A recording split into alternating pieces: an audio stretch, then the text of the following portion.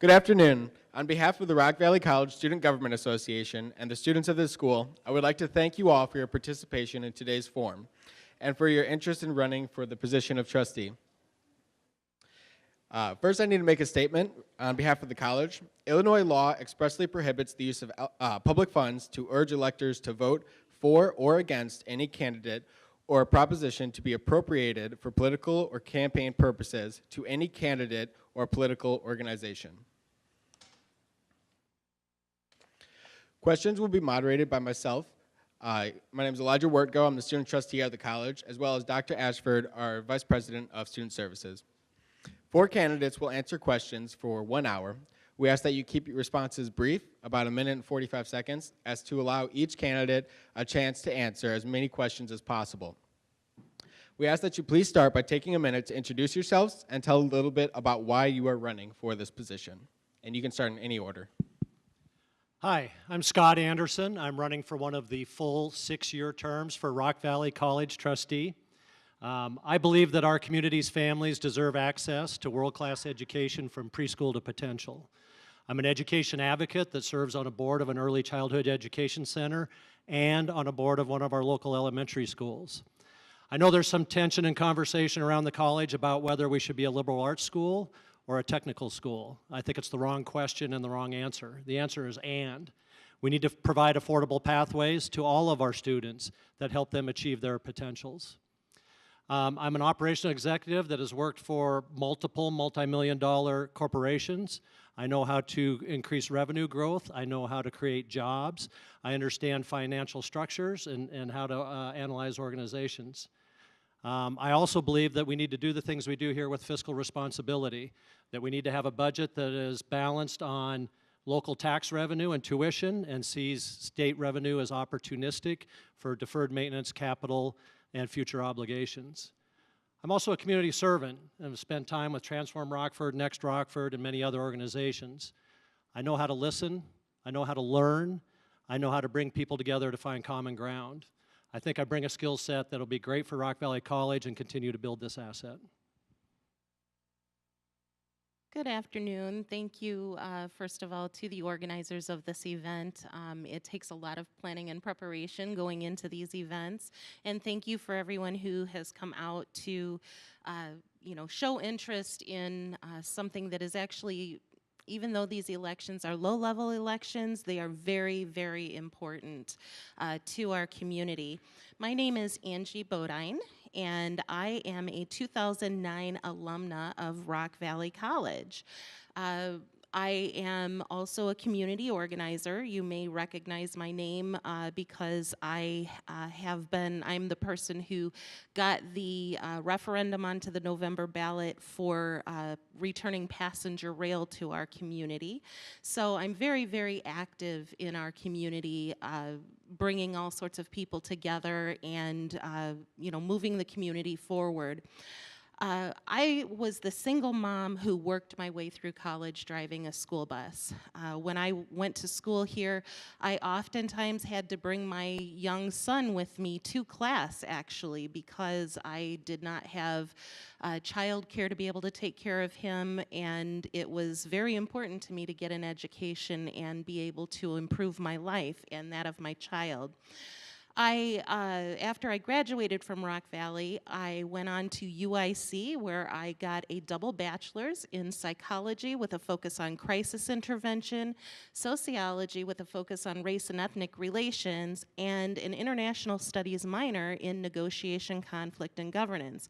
During my senior year of college, I actually had the opportunity, after my son graduated from high school, to go and live in Amsterdam for a year in the Netherlands and do a year of study abroad there. So I feel that I am the perfect fit for Rock Valley College Board of Trustees. Having been an alum, I have a great love for the institution as well as education in general.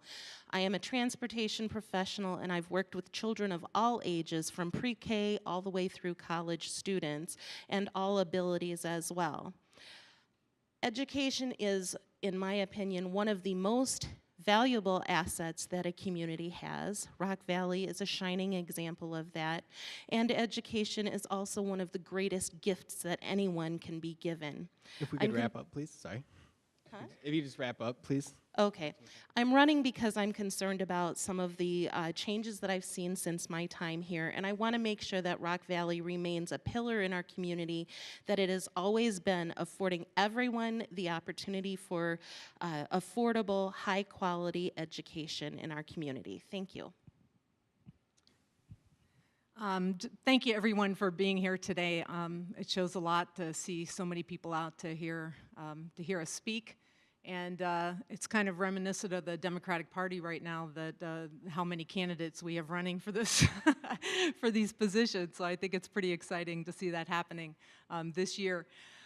My name is Stacy McCaskill, and I am currently the director of the Illinois Small Business Development Center.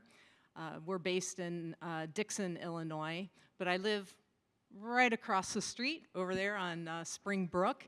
I was a tenured business professor here at Rock Valley from 2007 to 2017. I did get laid off in the reduction in force in 2017, and went on to start a business and do some other things, and now I'm the Small Business Development Director. I have an undergraduate in finance, an MBA, and a Master of Arts in Human Resource Development. And my interest in running is because I saw the impact this place had in my decade here, in my work with student groups here. This is a tremendous community asset, and I think as a shining beacon in our city. And I just do not want to see it deteriorate. I want to see it be here for generations to come and grow and become better things, because this is my home, and it's an incredible place, and I want to be that. I want to put the trust back into trustee.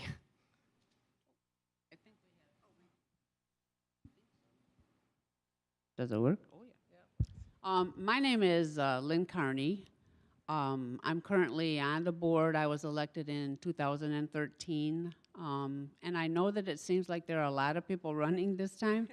But actually, in 2013, there were 10 people that ran for 3 slots. So this is really only a 2 bump up from what it was in 2013. So clearly, there's an interest by members in the community to have a connection to RVC.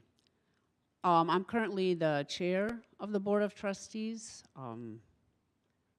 and I'm an alumnus of Rock Valley College. I also graduated from NIU. I'm actually an educator. I taught in the public schools, middle school science for 35 years and enjoyed it. I'm also a union leader. I still currently serve as an executive board member for the Illinois Federation of Teachers, so I serve on that board as well and have for 20 years. I also chair their Social Justice Committee, and I've also done that for 20 years. So I would like to believe that there should be an educator on a board of an educational institution, which is really what I ran in 2013, because there were basically no people on the board at the time who had a background in education. And a person whose background is education takes a very different view, because they filter things through their experiences, as we all do. We filter things through our experiences. And my experience is in education, as well as contract negotiations for public institutions. I am also pleased to see the number of people that came out, because sometimes, even though I'm sure will be lively and exciting, it's not always the most exciting thing to do on an afternoon where the sun is actually shining. So I don't want to go beyond my time. You just hit it right there. Whoa. So good job. Congratulations. I was counting it down. That will be the one and only. All right. Well, before we start asking the questions, I just want to make something clear that these questions are from the student's perspective, and these do not represent the views of the faculty or the administration at this school, and these are the concerns as seen through the Student Government Association. And I also just wanted to encourage any audience members, if you have questions that you would like to be asked, you may come up here to this table here and write down your question, and we will try to fit them in. Thank you. Okay, first question. This is a yes or no question. You are running for a 6-year term. Are you making a public commitment to the constituents of this community and the students of this school that you will fulfill your 6-year term in its entirety before you seek any other political office? So I'm not a politician. You haven't seen my name on the ballot for any other role or race other than this one, and you likely never will. My track record speaks for itself. I've spent over 10 years on the board of directors for the Black Hawk Learning Connection, where we serve families in need. I've spent over 5 years on a local elementary school board. So when I'm in, I'm all the way in, and you have my full heart and my full brain. Like I said before, I am a community organizer, and I take every opportunity that I can to try and improve and help my community. The thing is with this this question, pardon me, I don't mean to be picking on the question, but it suggests a dichotomy, that it's black and white. You're either a trustee or you're something else. And there are many elected positions that are not in conflict with I believe, if I could clarify, the question is that will you run for any office that would preclude you from continued service on the board? Okay, so I am very, excuse me, I am committed to fulfilling the 6-year term that I am running for. Thank you. So I am also committed to helping my community in every way that I possibly can. Okay, thank you. I'm not running for any other office. In fact, one of the reasons I'm running is because I've felt that it hurts my heart that some of the folks that have been running for this position of trustee are using the position as a stepping stone for some greater political ambition and or to elevate their profile within the Rockford community for personal business interests. I think this position used to be a real position of service in the community without, tremendous influences on either side of the aisle. But it has become very politicized, and I feel like there's, a wider and wider rift that's growing between the administration. If we could just get the answer to the yes or no question. Sorry, I know we're all doing sorry. this. I'm trying to be fair. The board and the faculty and staff. So I'm wanting to heal that division. Okay, and since I am a teacher, since, you never really leave the classroom, and the question was yes or no. I believe since 2013, and I have served my 6-year term and never ran for anything else because I didn't want to. I ran for RVC Trustee because I want to be an RVC Trustee. So no, I'm not looking for anything else, and I will fulfill my 6-year term. Thank you. Next up, if you could please define what the role of trustee is in your own words. So in about a minute and 45 seconds, if you could just say what you believe is the role of a trustee. Thank you. So a good board relies on strategy, governance, and oversight, and that's it. So I have examples of that. My track record speaks for itself. At Black Hawk Learning Connection, when I walked in and became board president, we were $400,000 in debt. We've eliminated that $400,000 of debt while achieving full certification. And this is a place where we serve families in need. At the elementary school that I serve at, we've relocated and restructured to create our own independent organization and have set ourselves up for success. So with that strategy in place, providing governance and oversight, putting the right people in their jobs and letting them do their jobs, and holding them accountable for the outcomes is the role of a board. So I agree with what you said. Trustees are responsible for setting policy and governance, which includes outlining a strategic plan for the college. The college does not currently have a strategic plan. It really does need a strategic plan. The college, the Board of Trustees and the college need to be responsible to the taxpayers. That is the community is the #1 customer, and we have to be responsible to those taxpayers. We have to focus on things that increase transparency, increase enrollment, workforce development, and strategic planning, incorporating community needs, student recruitment, staff development, and retention.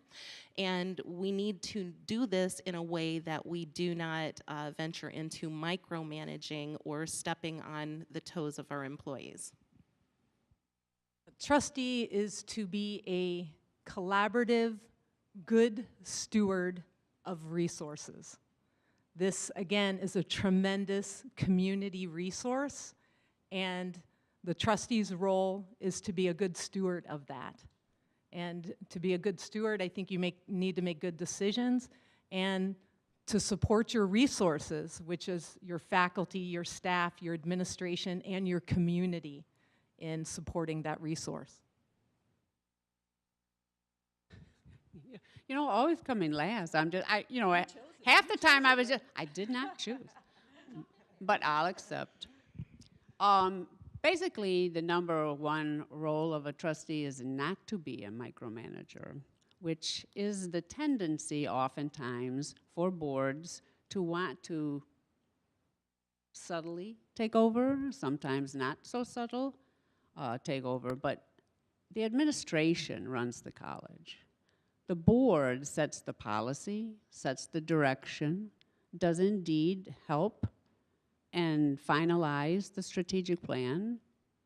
We also promote the mission and the vision of the college. We consider the best interests of the stakeholders, all the stakeholders. The students are a huge stakeholder in the college, as well as the community. The adult learners, let's not forget, we don't just have 18-year-olds attending the college. We run the gamut.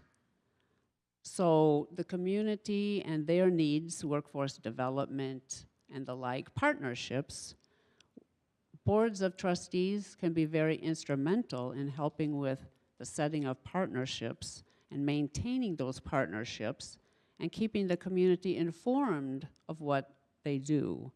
But the board needs to be cohesive, come to consensus, and remember that they're not just a person. No person speaks on behalf of the board. It's the board as a whole, which is something that people need to bear in mind. Okay, this is a yes or no question. Okay. Board of Trustees elections are to be nonpartisan. Have you or will you accept endorsements, cash, or in-kind contributions from any internal employee group at the college? The answer is no, but the board is an advocate for our community. And as an advocate for the community, we need to make sure that we're providing the right pathways to our families and their students, and that we are good stewards of their investment in that community, in the college. So the answer is no. Thank you. So this is more of a complicated question. The answer would be no, but with a clarification that any contributions that I've been associated with are contributions that have been cleared through an audited campaign committee, which is subject to very specific and restricted governmental oversight rules, and any endorsements that have been made and any contributions that have been for that group. So one of the things that is troubling to me is that there's a lot of sentiment going around that is calling certain employee groups in the college factions. Thank you for your answer. And special interests, and I think that we need to not do that. That's very divisive. Nope. Have not, will not. As a trustee, you will be faced with rising costs of operating Rock Valley College. Nearly 80% of our operating budget is above the line, salaries and benefits. Should the state fail to pass a budget, as they have in the past, would you support a property tax or tuition increase to support the rising costs of operations? How would you plan to deal with this operational challenge?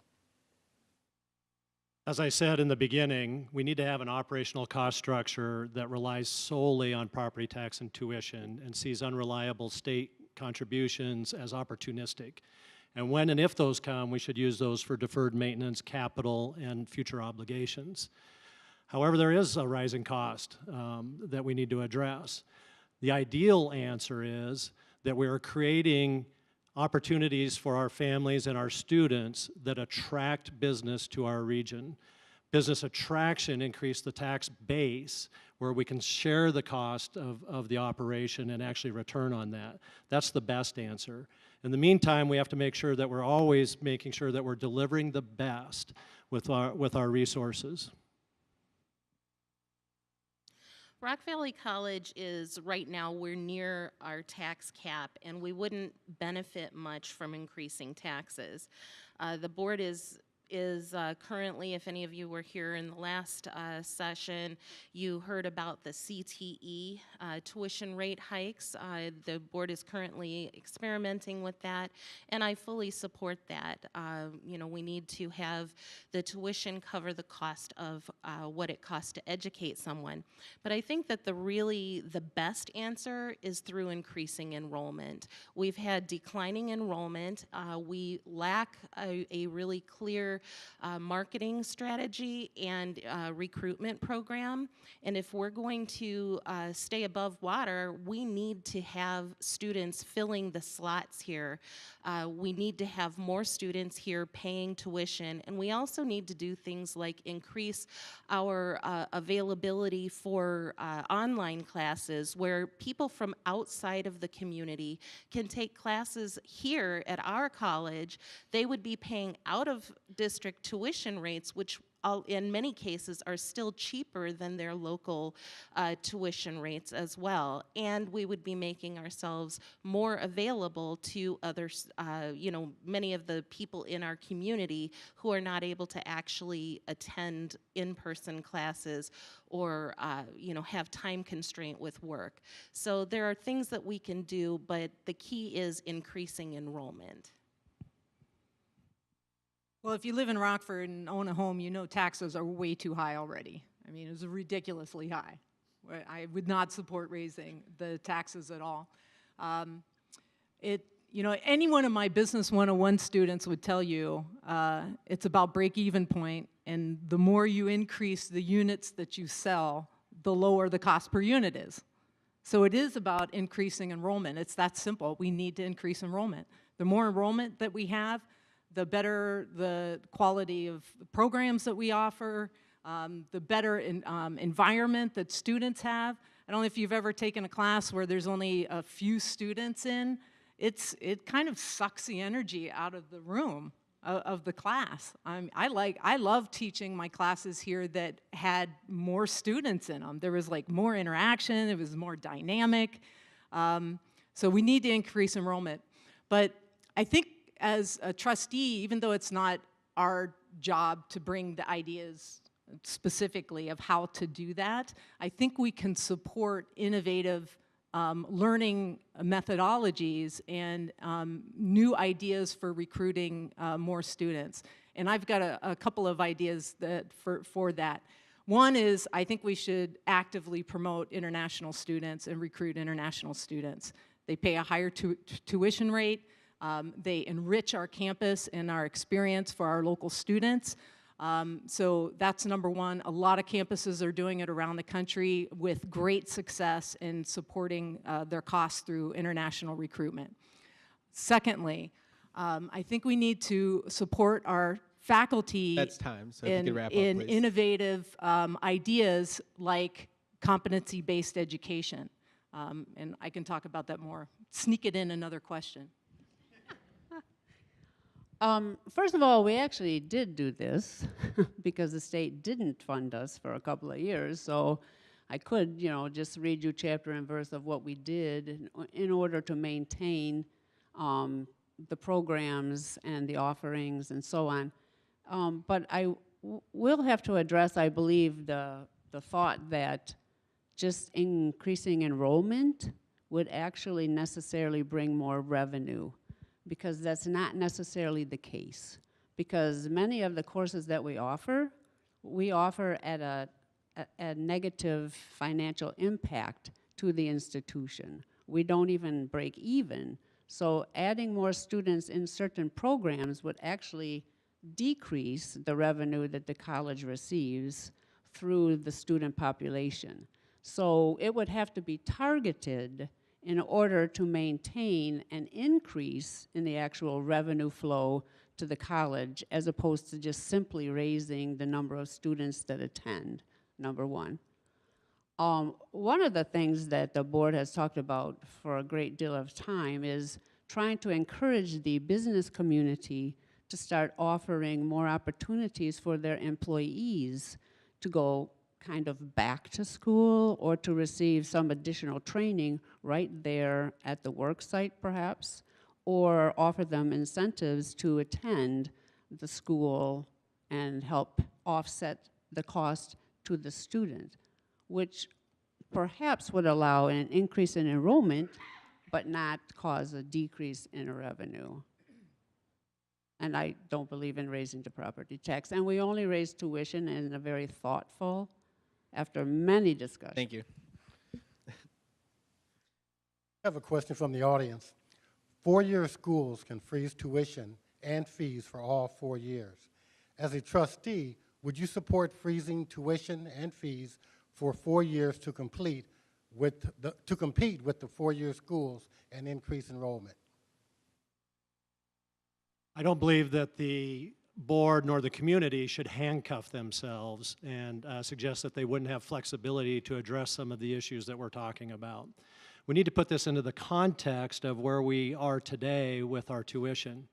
So our weighted average tuition is about $126 a credit hour. The state and peer average is about $145 a credit hour. This is a very affordable opportunity, and much, much more affordable than a four-year school. So I think those aren't quite comparable, and we need to understand that we have a very affordable pathway where we are today, and we need to continue to offer that. My thoughts exactly. We are one of the most, if not the most, affordable college. And so if tuition, the cost of tuition was the determining factor, then we would be overflowing with students. So I don't think that limiting ourselves on tuition, which we don't really raise it all that much very frequently anyways. I agree with these guys about, I don't think we should freeze that tuition. I think we offer a very great return on investment here at Rock Valley Community College. We've got world-class educators, great environments, good return on investment. However, I would like to go back to the previous question and address some of the decisions that the board has made. And one of those is on, Lynn had mentioned wanting to recruit more businesses to drive more, to do training and education here.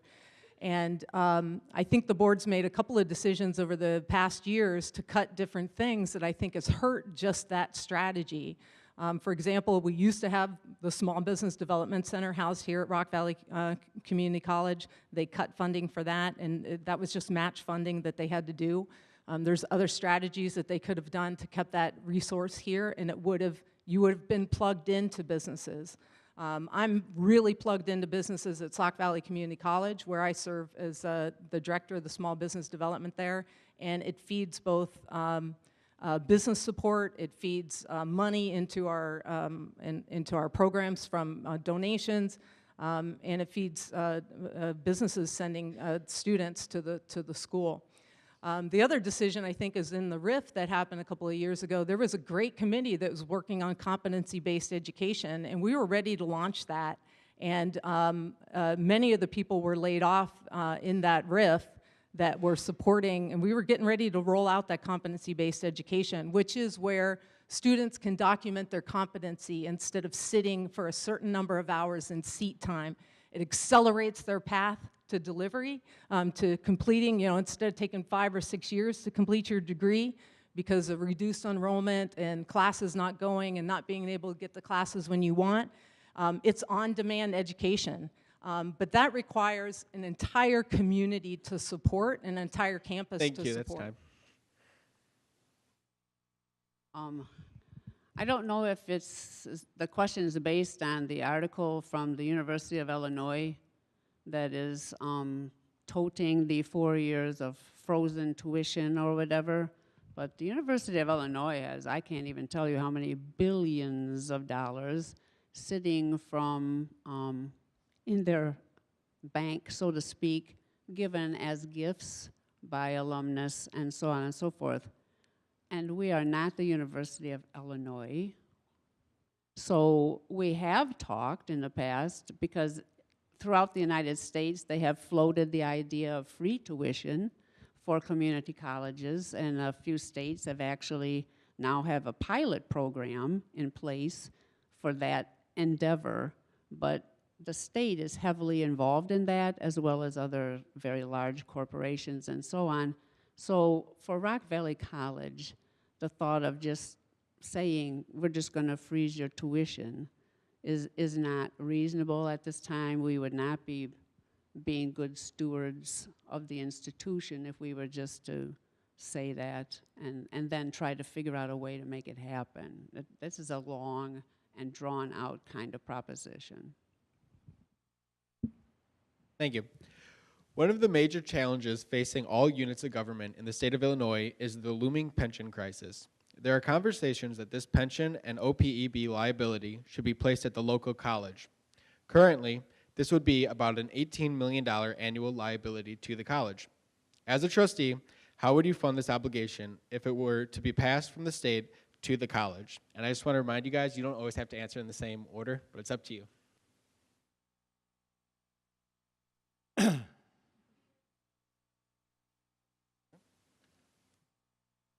So this is a very challenging question, right? If just to put this in context, the current, just the operational budget of Rock Valley College is about $48 million.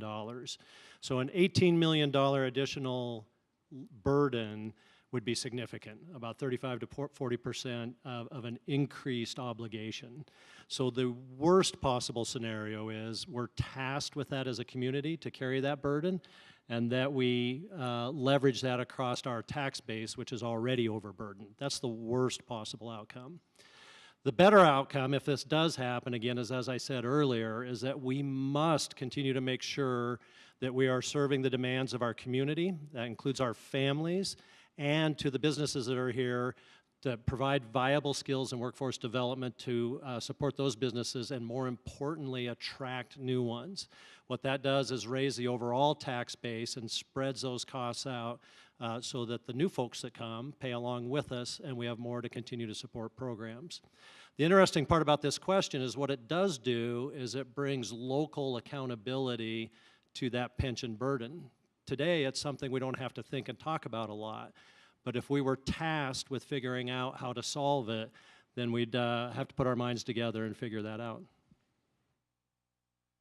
So I agree that this is not something, this is something that if this were to happen, we would have to have a collaborative effort to find a solution. However, I would like to point out that that suggestion and intention was under the last gubernatorial administration. This gubernatorial administration that we have now has a very different philosophy. And I happen to know Governor Pritzker personally, and he is committed to finding a solution to the pension crisis. He is exploring many different options, several different options that are very good options that are going to solve this problem for us. He is also committed to increasing the amount of money that community colleges get. The last I heard was to the tune of $14 million. So I think that this is something that we have some support in Springfield that is going to help us to address this, and I don't see this being actually a problem for the community college. The people who thought, of doing that are no longer, controlling the state of Illinois. I think it's an unlikely scenario, but the question's still valid because it's basically a question about we face increasing costs. How are we going to handle any increase in costs? And my answer still stands. It's about increasing revenue. It's about increasing enrollment. It's about offering more efficiencies in the delivery of our education. So that doesn't mean slash and burn. That means the more innovative learning delivery systems. And again, I'm a huge advocate of this competency-based education since I spent hundreds of hours working on a program to implement here at Rock Valley College, and increasing, again, the international student enrollment.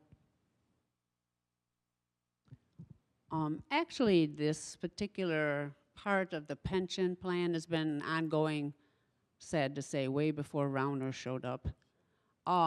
This has been in the works, and the legislature talks about it on a regular basis, and at the IFT, we hear about it all the time.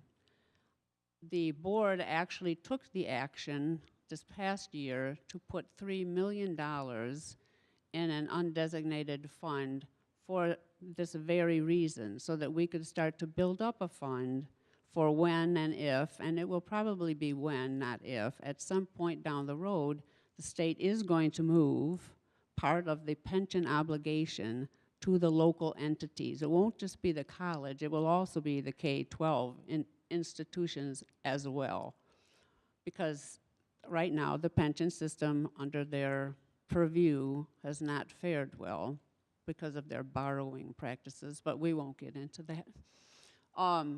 So the board has actually been proactive on the advice of our accountant. Our auditor said that we would be wise to place some money in a fund so that we could move it to pay the obligation if indeed that occurred. So the board did take action. We have not hidden ourselves thinking that and hoping that it doesn't happen. We are taking the proactive approach of moving some funds, undesignated at the time. So if it was necessary to move them back for some unforeseen cost, we could. But this is an issue, and it's not going to go away. All right, communication with instructors is critical for students. As a member of the Student Government Association, one of the biggest complaints we get is that students aren't able to connect with instructors in a timely manner, and that office hours aren't accessible. How would you define acceptable office hours and response time to students' emails? This is a great question, a really important one. And for me, it's about more than office hours and time. This is about great educators in a great institution, right? We have a fantastic group of educators here, and I honestly believe the vast majority of them are focused on our students and on their success. And they understand that as being great educators, they have to be great mentors and provide guidance. So I firmly believe that any educator that is committed to delivering a world-class education at Rock Valley College is going to ensure that they're doing that in a way that is enabling and accessible to the students.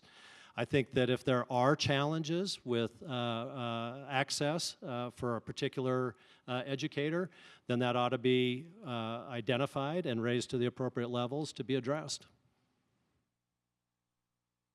So as I stated before, the board's responsibility is for policy and governance, and I don't feel that it's the board's position to comment on staff management issues.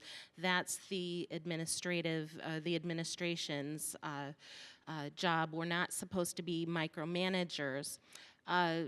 It's an issue that the board would need to consider if the administration brought some recommendations, excuse me, to us to put forth, some policy on those issues. That being said, I do know that we are now in 2017, we had 32 more full-time faculty members than we have now.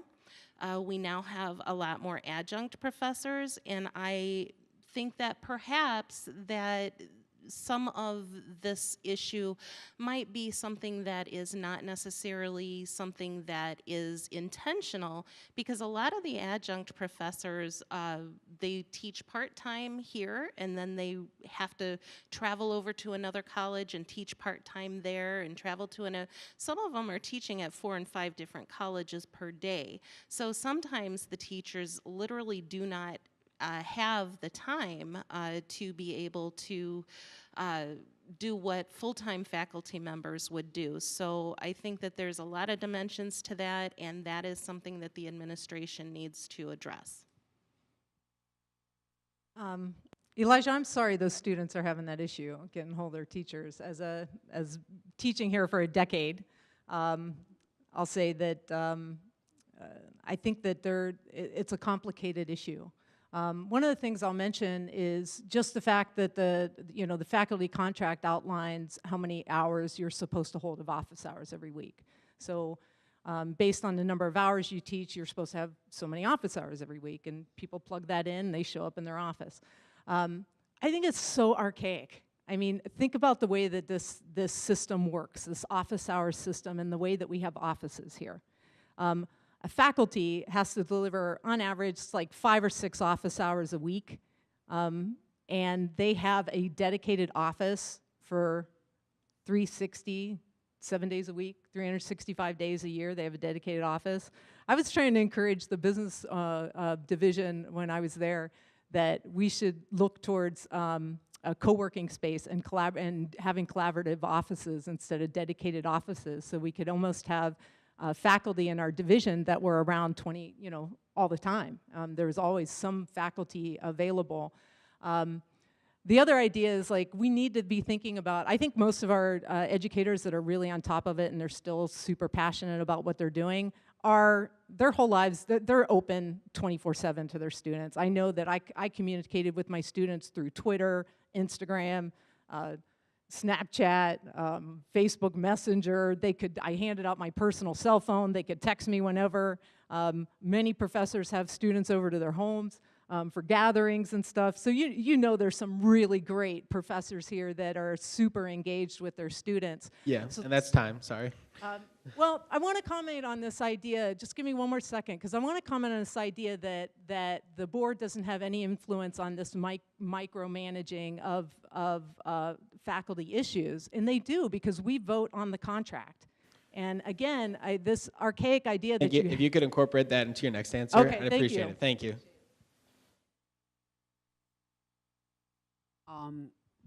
I too would be disappointed if there were students who couldn't connect with their instructors, but I'm not going to say it's adjunct instructors that are having the issue, because I don't know exactly what the issue is per se, other than what was written down. So I would like to think that if that was actually a problem, there are procedures and policies in place for the students to address that issue. It's not the board's place to get involved with that particular issue. So the long and the short of it is, it's not a role of the board, because that would be micromanaging. I was gonna skip that one for now. All right. As a student trustee, I recently attended the ICCB SAC meeting this March, and I was encouraged to promote CTE pathways at the community college and K through 12 levels. Would you, as a trustee, share this interest? The answer is, of course. As we've said earlier, this college is a great community asset, and we don't have to decide which of 2 paths we take, that it's an and. And this idea of CTE is very critically important. So sometimes you'll hear some people say, oh my goodness, it's turning into a tech college, or oh my goodness, it's turning into a liberal arts college. And the fact is that the ratio of liberal arts classes and CTE classes over the last 10 years has stayed right at 80-20. Was 10 years ago, and it is today. But we do need to have accessible pathways to skill development and for viable skills that are in demand in our local workforce economy. So almost 50% of the jobs in the Rockford region are in manufacturing, healthcare, logistics, and construction. The #1 location selection criteria for new businesses is workforce development. So we must continue to advocate for skill development. Yes, I fully support CTE as well.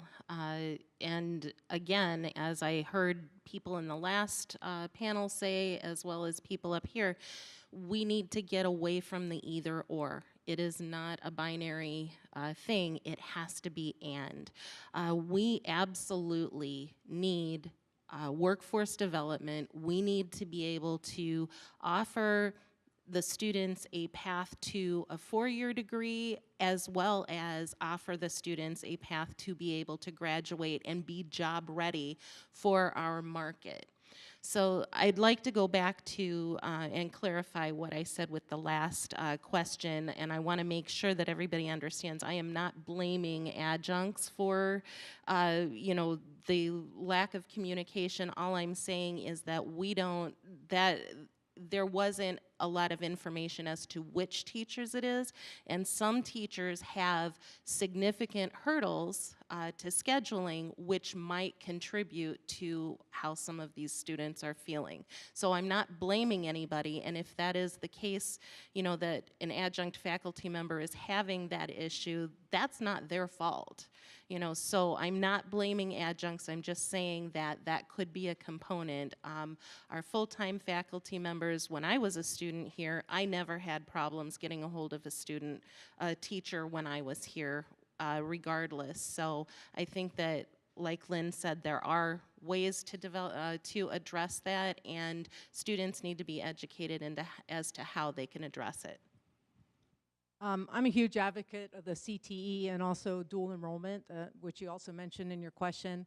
In looping back to the contract and whether that's micromanaging or not, talking about these issues these are things that faculty will bring forward in the negotiation. And I think just having a board who's open to hearing some of the innovative ways of delivering learning is an important role as a trustee, instead of coming to that negotiating table with just like, oh, we got to, just so dead set, we're not moving, and we have to cut. And there's a lot of different ways to get to that end point. And so, for example, I think being more flexible on that physical space of having, being in a room, sitting down, waiting for your students to come to you, most students would rather be able to text their teacher back and forth than to drive to campus, walk across campus up 3 floors to talk to their professor just because they have a quick question that could be answered immediately. The question on the CTE is an excellent one. It is become very viable for not just our community, but for many others. And there are all types of models out there that can be utilized, but I believe that Rock Valley College has really almost spearheaded this in not just our community, but others have come to look at our community to see how it is that we have succeeded in making these partnerships and pathways available. For me, it's the pathways. It's bringing the students who are yet in public education so that they can now start their path if they have an interest. We now have the Linking Opportunity Grant, and we have already started programs in not only the Rockford school system, but the Belvedere school system, and others are coming on board as well, so that even in high school, the students are now taking the pathways because they've partnered with the workforce development and the other businesses so that they know what type of curriculum would be necessary, who might be able to offer it, and how it best fits into the current structure, so that students don't necessarily have to wait. We have the Running Start, which is an opportunity for students to come to campus and get their degree simultaneously with their high school degree.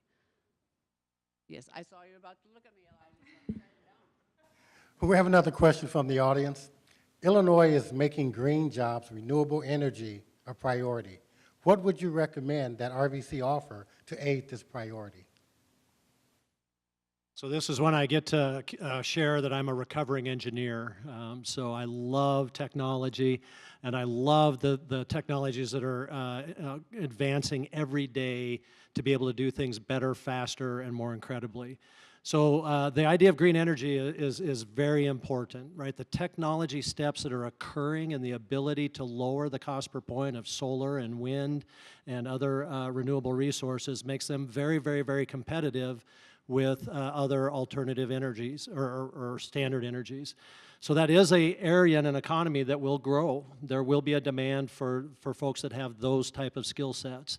So I think when we, as a Board of Trustees, as the administration comes and says, here's a skill set and a opportunity and a potential program, then what's done when that's accredited at the Illinois, at the ICCB, then we identify what are the jobs that are available, how many jobs are there, what do we think the demand is in our region, and we make the appropriate choice about whether to invest in that program.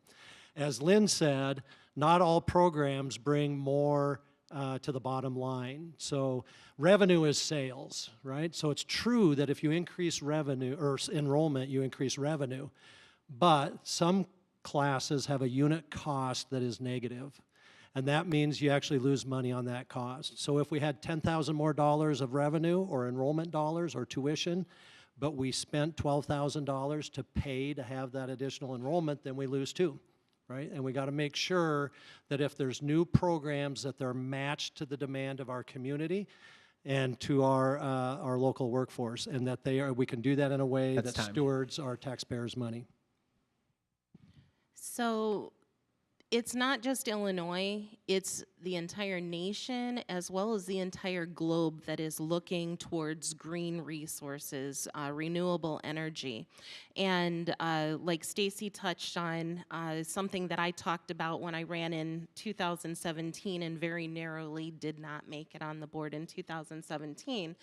One of the things that we need to do is increase our international program. If we offer renewable energy courses and resources here, that is something that we could potentially be a leader with. That is something we have. Manufacturing is in our blood here in Rockford, and it is a great opportunity to get another business going here in Rockford. At the county levels, they are looking at doing more and more renewable energies. Both Boone and Winnebago counties in their zoning board of appeals have been considering solar farms, and they've been approving them. We need people who are able to not only put that technology in place, but also to maintain it and also, be innovators and improve the technology. This is a very, it's going to be a very fast-growing and wide-open field, and as Rock Valley College, we could put programs in place that we could actually be a leader with this. I believe in Rock Valley and that we could do that. I mean, yeah. I mean, clean energy is cool. We've done some stuff about that here at Rock Valley. That's great. There's a lot of other cutting edge things happening in Illinois, industry-wise. Hemp is hot. I mean, hemp is crazy. There's tons of opportunity for hemp. It would be cool to implement that. Have some kind of hemp business degree or hemp ag degree here at Rock Valley. I mean, there's a lot of really cool, neat stuff going on. But again, all of these things, no matter what kind of innovative ideas you're thinking about or new industries that are coming on, again, all of this has to be generated from your faculty. I mean, you could write it in your vision, your mission, you could throw it into the strategic plan, but you have to have engaged faculty who can develop those programs. Not a lot of people know that all the innovation that comes from the learning on this campus comes from our faculty unpaid. It's very seldom that a faculty is paid to specifically create a new program. Sometimes you get a stipend for tossing in an extra hour or two, that kind of thing. to spend some time on developing a program. But most of the innovation and neat stuff that's happened here is because faculty and staff are super engaged and love their college and want to donate that extra time to make a great environment for students. And we need to re-engage our faculty. I think they're burnt and they're upset by what's happened over the past years. And I think That's time. I Thank you. want to help to bring that divide back together to cause some more reconciliation. I believe that, well, actually, we used to actually partner with Freedom Field here in town, which did indeed work in the area of renewable energy. We toured the facility. It was a wonderful experience. They were doing great work. But I would have to think that in order for Rock Valley College to even contemplate this kind of, let's make a program for renewable energy, et cetera, you would need, I believe, to have a business partner or some entity out in the community that had some expertise in this or had some knowledge on what kind of program it would take, what would the facility look like, what would you need as far as capital investment and the like. I don't believe that the college just on its own with all the programming that we already do and all the partnerships we've started and everything else could take on another one without us knowing that the company was out there or companies, that the need was out there, that the labor force was going to indicate that we do need so many people trained in this particular arena in order for them to find jobs, because to train people for jobs that don't exist is not the mission of Rock Valley College. This is going to be our last question, so if we could keep answers brief, I'd appreciate it. Rock Valley College has a tremendous history in sports. Since 2011, we have won 13 national championships. Recently, our bowling team was the national runner-up, and last week, our men's basketball team also took second in the nation. Our student athletes demonstrate success in the classroom and in competition. What do you see as the future for RVC athletics, and how would you support this vision? So as a community and a college, we're all incredibly proud of our student athletes and our athletic organization and the success that they've had in the last several years. It shows that they're a strong and capable organization and that our student athletes are not only succeeding in the classroom, but are succeeding on the field in the courts. And I'm going to shamelessly pander because I do see a Red Sox hat here in the audience, and I'm a Red Sox fan as well, so hopefully I have your vote.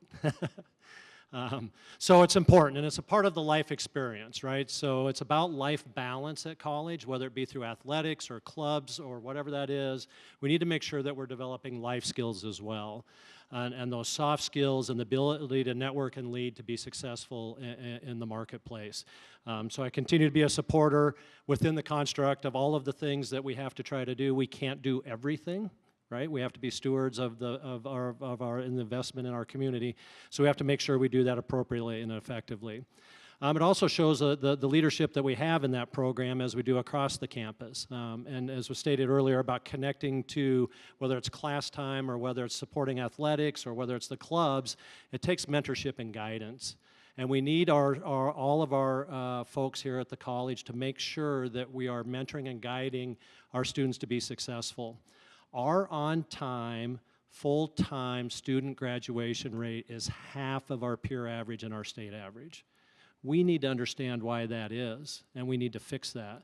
World class means you're competing at least as well as your peers in the state, and probably better. And that means we need to be thinking more about how we're mentoring in and less about how we're weeding out. And I do want to clarify, there was a statement made earlier about a reduction in force and the number of jobs, but that should be in the context of a 40% decline in credit hours.